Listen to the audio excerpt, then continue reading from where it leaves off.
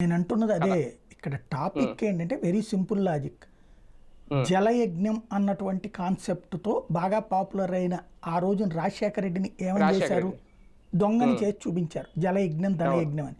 అంటే మీడియా మన చేతుల్లో ఉంటే, మౌత్ పబ్లిసిటీ అవును. మన చేతుల్లో ఉంటే ఏం చెయ్యొచ్చు అవును. అనేదానికి సాక్ష్యం. హ్మ్. బుడమేరు అన్నటువంటిది 60లలో నుంచినే మునిగింది. అవును. 70లలో హ్మ్. కట్టిందే వెలగలేరు హెడ్ రెగ్యులేటరీ.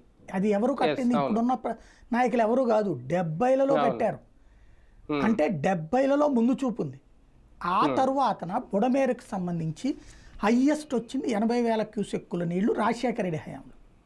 ఓకే. హ్మ్. అప్పుడు అసలు దానికి ప్లాన్ చేశారు. అంతకుముందు చంద్రబాబు హయాంలో ఒకసారి బుడమేరుకి 30,000 క్యూసెక్కుల నీళ్ళు వచ్చినటువంటి సందర్భం ఉంది 2004కి ముందు. హ్మ్. అయితే ఎప్పటికప్పుడు బుడమేరుకి పూర్తిగా కట్టడం అన్నటువంటి పని జరగల.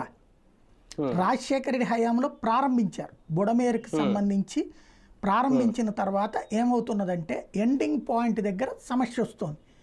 ఎక్కడికి తీసుకువెళ్ళాలి అంటే అదంతా మళ్ళీ భూసేకరణ బోల్డంత కేసు వ్యవహారం నడుస్తుంది. అప్పట్లోనే నా ప్లాంట్ మీద నుంచి తీసుకెళ్ళడానికి కుట్ర పన్నాడు, నన్ను ఆర్థికంగా దెబ్బతీయడానికి రాజశేఖర రెడ్డి కుట్ర పన్నాడని రాధాకృష్ణ గారు ఎడిటోరియల్ కాలమ్స్ రాశారు ఆ రోజుల్లో. హ్మ్. ఆ ప్లాంట్ నుంచి వెళ్ళాలి నీళ్లు. ఆ ప్లాంట్ దానికి నన్ను టార్గెట్ చేశారని